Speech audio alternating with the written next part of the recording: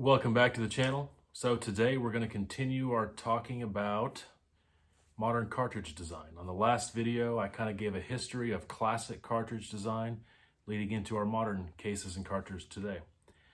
I just want to focus more on the modern side of it today.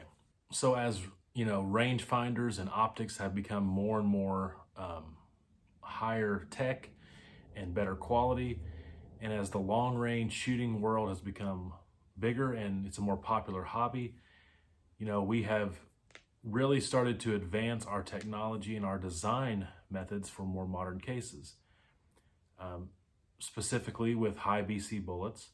But you can go back to the 40s and 50s, and they were even working on a more modern design back then, all about getting more powder in the case, an existing case.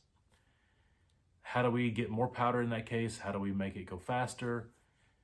And then combine that with today's more high BC bullets, you've really got some pretty cool modern cartridges in our day and time now. But really that goes back to P.O. Ackley in the 40s and 50s, and a lot of the designs that he was thinking of with blowing out the walls, taking out the taper, steeper shoulder angles, and even going back to 1920 with the 300 Savage. So we're going to talk about that today, kind of give you some numbers and talk about different cartridges. Just to put more powder in a case is really not a big deal. That's been going on a long time. In fact, 100 years ago, in 1921, John Browning designed the 50 BMG. And it's a monstrous cartridge, and really it's still the king. I don't know of anything that's topped it. And it's obviously designed for military use, but it's a ginormous case with ridiculous amounts of powder, and you can shoot miles with it. And it's going to knock your arm off unless you have a gun that's designed for the recoil that's heavy enough to not break your shoulder. So to just add more powder, to me, is not that interesting. It's been done.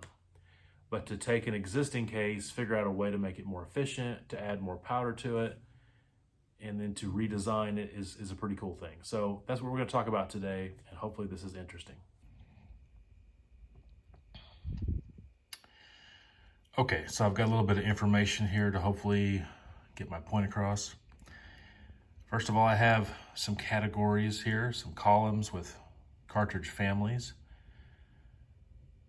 And the point being, basically all of these cartridges came originally from that case, but the point is they're all similar in size, overall size. And to demonstrate, I have a 22-250. This column is all the 308 family, all same size case. And to demonstrate, I have a 308 Winchester. And then on the 284 family, to demonstrate, I have a 6.5 284. This family here that has your Westerns, your PRC, your RCM, your WSM, and your SOMs, I have a 270 short mag to demonstrate. I don't have anything in this 7x57 Mauser class, but I have a 30-06 case to demonstrate this class here.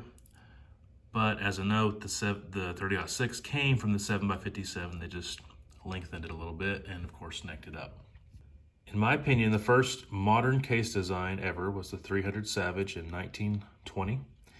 They basically took the 250 3000 Savage. They necked it up, obviously, to 30 caliber. But they also straightened the taper on the walls, and they gave it a more modern shoulder angle. If you notice on this 22-250, I don't know if you can notice or not, but the walls are very tapered. It doesn't appear to me like you can really tell, but it's really tapered. Starting from the head going toward the shoulder is very tapered. That's how the original 250 3000 was. But the 300 Savage kind of fixed that a little bit, modernized it. And the point behind it was to try to get the same performance out of the 300 Savage as the 30-06. Let me just tell you that did not happen, but it did get close. But it was a pretty neat foray into how modern design could become. And then of course, P.O. Ackley started improving a lot of cartridges, pretty much that same method. Sharpening the shoulder, blowing out the taper on the sidewalls, giving it more room for powder, basically. So you got your 300 Savage from 1920, and then many years later, I believe in 2007, we come out, Ruger and Hornady came out with a Thompson Center 30 caliber, which never really caught on, but basically they took the 308 and the 300 Savage design, and they came out with their own design, more to the size of the 300 Savage, I would say, a little smaller than the 308. That did not go over that well, but we all know it was necked down to 6.5 Creedmoor and 6mm Creedmoor, which has become very popular, especially the 6.5 Creedmoor.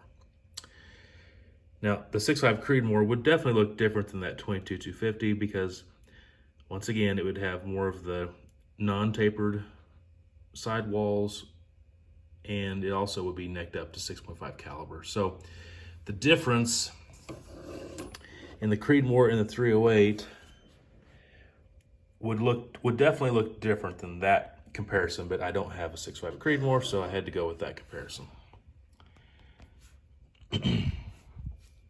And then I threw in there the 250 Ackley improved. If you say you hate the Creedmoor,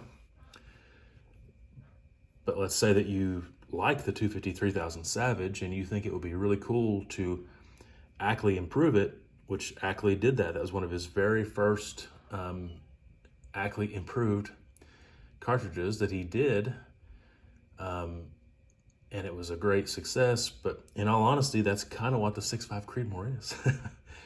Kind of what the 300 Savage is. It's the same thing as the 300 TC.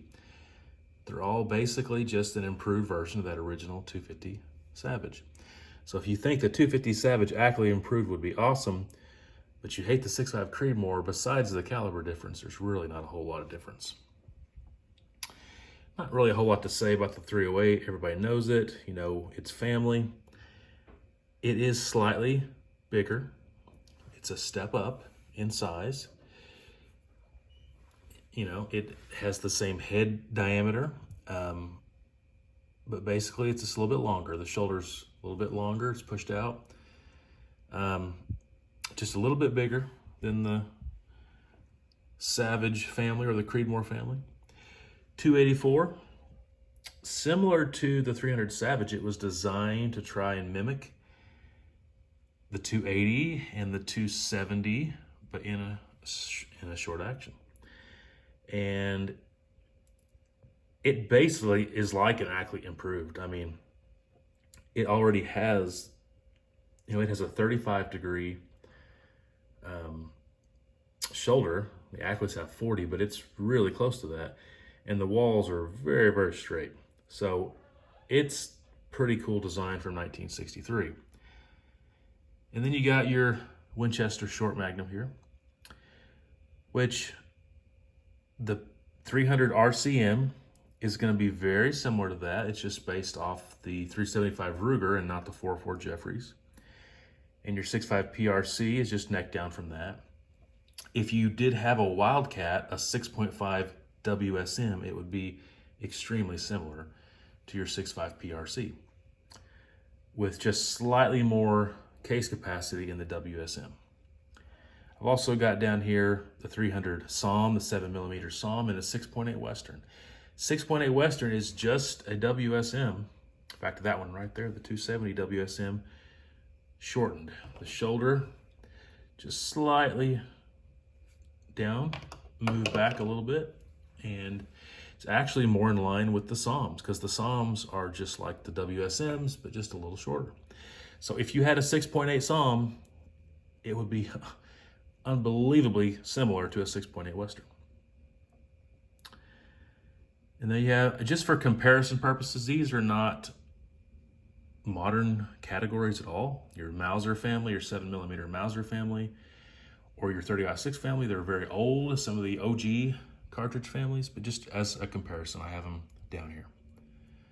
Now, as far as length, you should be able to tell that the 284 actually is slightly longer than the WSM. So if you went strictly from left to right on length, it would be this family, that family, then your SOM and Western family, then your WSM, then your 284, and then your 7mm Mauser, and then your 30-06. But if you're talking about case capacity, it would be in this order and not counting these two. So once again, this is just for purpose of comparison. These four are really your four cartridge families of more modern design. And even though I've got written down 250 Savage, let's just say Creedmoor family, because most of these other ones, besides this one, have kind of gone by the wayside and they're not popular anymore. But you got your Creedmoor family, you got your 308, your 284, and your short mag family. Short mag, PRC, Western, SOM, all that.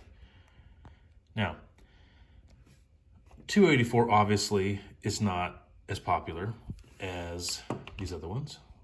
You can get a 6.5 284 right now in Savage guns, like your Savage 110, but it's obviously not as popular. But it definitely fills a gap in between these.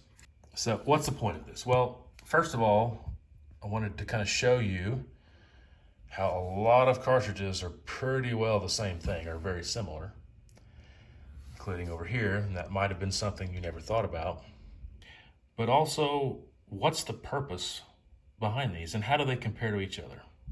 So I'm gonna pause for a second and come back with some more information. Okay, so just wanted to give you a comparison here. So sticking with these columns, but now we have rows here. I only went with three. I went with your 6.5mm, your 7mm, and your 7.62 or 30 caliber categories. And I tried to give you a good comparison of how these cases would compare with similar weighted bullets and what the velocities you might achieve are. I know there's a million variables and everyone's going to get different velocities. This is just generalities and, averages. So just keep that in mind. On this particular list, I didn't have a 7mm to go off of. If there was a 7mm Creedmoor, that'd been perfect right there. Didn't have a 30 caliber in the 284, but if there was a 30 caliber 284, it would go there. And I know there's wildcats of this stuff, but anyway, so let's just take a look at this. So zoom in here just a little bit. In the 6.5 caliber, let's just take 120 grain and 140 grain across the board, okay? Let's use the Creedmoor. Once again, these are just averages. 120 grain is going to go about 2950, 140 grain about 2800. 260, what's the difference here? Probably 50 to 75 feet per second faster. Now, be aware if you look in some reloading manuals, you need to look at the length of the barrel and you need to factor in max pressure. Some rounds, like your 7x57, were created so long ago that the rifles at the time could not hold the same pressure that rifles today are. So factory loaded ammunition is going to be watered down a little bit. But for hand loading purposes, you could definitely get a little bit more out of the 260 Remington than you could the 6.5 Creedmoor, just because it holds more powder.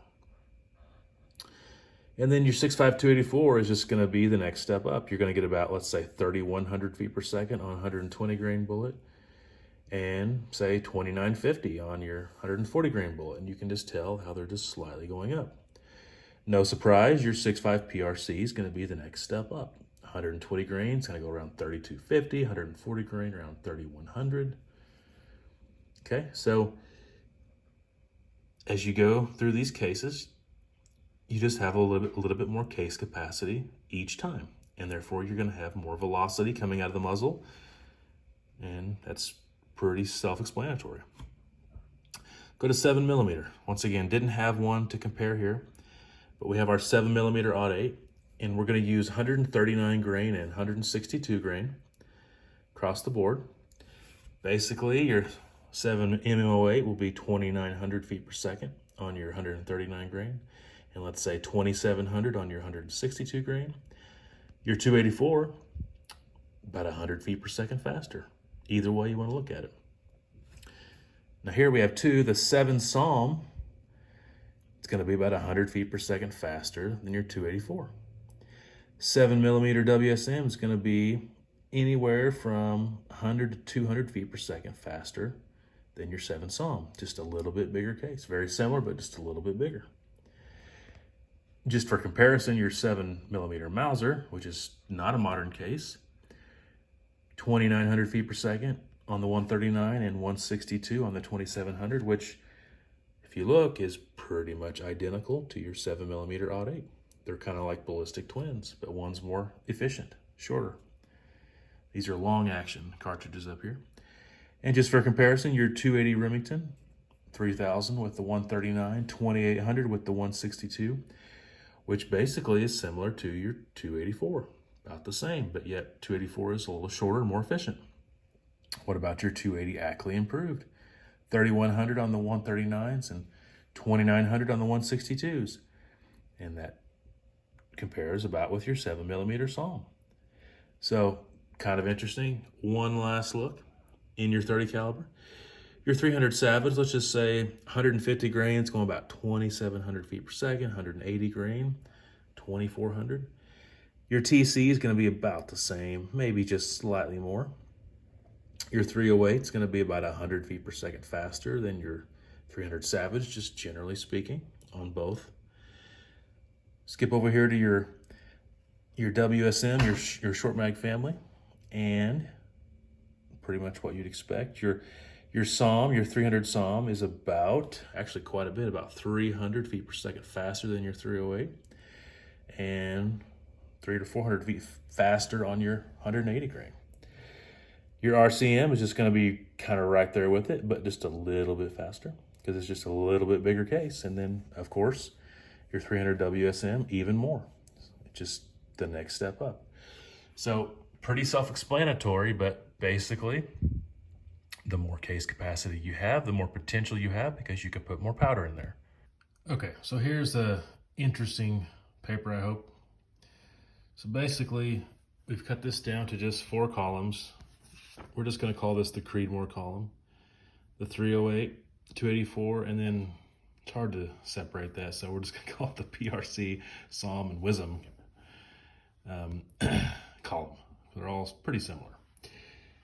And basically what you're going to get here is more powder capacity, more velocity, more energy, therefore more recoil.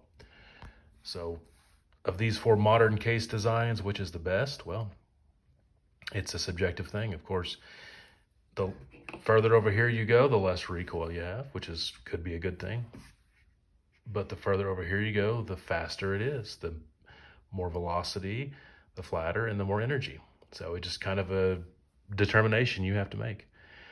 But let me throw this out. What if you wanted to have one cartridge from each of these classes? You know, let's say you were starting a rifle collection and you had figured as much out as I've got written out here that you don't need, you know, a whole bunch of Wisdoms and a whole bunch of Psalms and a whole bunch of PRCs because they're kind of the same thing overall. You don't need a bunch of 284s. You don't need a bunch of 308s. Or maybe you do. But anyway, you're just trying to figure it out. So looking at this, and let's just say you were going to pick 4 cartridges. Which 4 would you pick? Now, you could actually do what I said. You could say, you know what? I'm just going to go with these 4 308 cartridges. Nothing wrong with that. You could say, well, I'm just going to go with these 4, or these 4. And if that's what you wanted to do, that would be fine. You'd be basically staying with one case family, one cartridge class. You'd have similar recoil. The recoil would obviously go up as you got a heavier bullet, you know, bigger caliber, but there's nothing wrong with that. You also could stick with one caliber. You could just stick with 30 caliber across the board. You could go all 6mm, all 6.5mm, whatever. That would be fine too.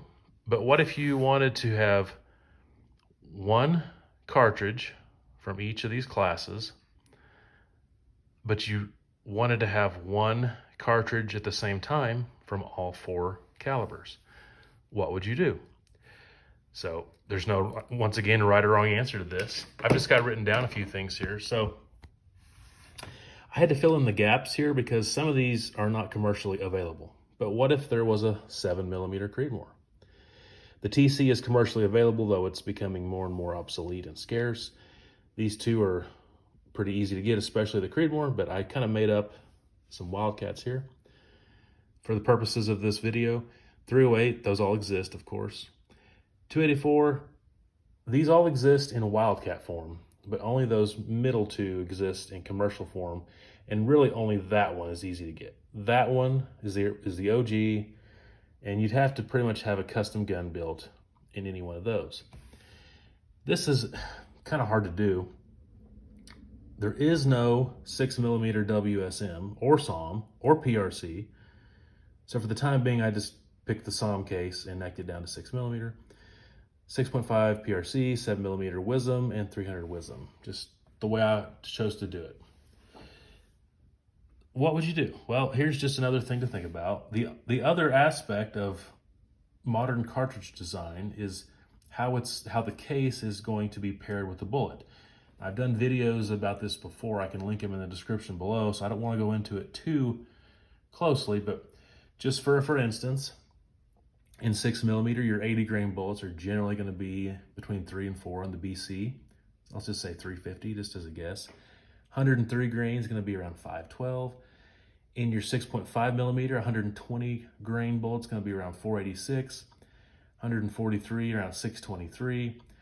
139 in your 7mm is going to be around 486. 162 in your 7mm, around 631. And then in your 30 caliber, say 150 grains, around 461, 180, 552, 200, 597. Now, keep in mind, I pulled most of those numbers from extremely low drag bullets. So they're actually pretty high on the BC. You get just a common hunting bullet or an older Spitzer, just kind of a soft nose bullet. It's not gonna have that high of a BC, just an FYI. And I've also talked about this in a video before, but you can get the same BC out of any caliber. You just have to keep going up. So in your 30 caliber, you could get a 210 grain bullet, which is basically is going to be even higher BC than that, probably. And if you get to around 110, 115 grain bullet in a 6mm, it's going to be about the same. Generally speaking, for a target bullet, I would want to get around a 600 on the BC. And for a hunting bullet, you know, it's not quite as important. I don't advocate long-range hunting. I know it's a thing. I know people are successful at it, but I don't advocate it. Generally, 400 yards would be like probably the max you should shoot at an animal, maybe 500. So the BC wouldn't have to be quite as much. So I've kind of got, you know, some more hunting style or hunting weight bullets here and some more match bullets. So just something to think about. What 4 would you pick? Once again, you could pick everyone from the same class. You could pick everyone from the same caliber. Or maybe you want to have one per class and one per caliber. The obvious thing to me, and I'm not saying this is what I would do, would be to go with the 300 WSM, the 284, 260, and the 6mm Creedmoor. I think you're going to kind of get balanced out there, and I think that's kind of a good idea. The biggest issue I see is this is not as available as it used to be. That's not available at all. It's becoming more popular. I'm hoping in a few years that's going to come back out. But that would be the issue there, is that you're just not going to, it's going to be hard to find. You could also just cut out, say, the 284 category, even though it's kind of right in the middle, and it's a really cool design. You could take that out, which me personally, I wouldn't do that because I'm a big fan. But you could take that out and go with these more accessible ones, and you could just kind of get a Creedmoor, a 308, and a short mag case. And if you did that, once again, those 3 would be pretty good. But you know what would be better?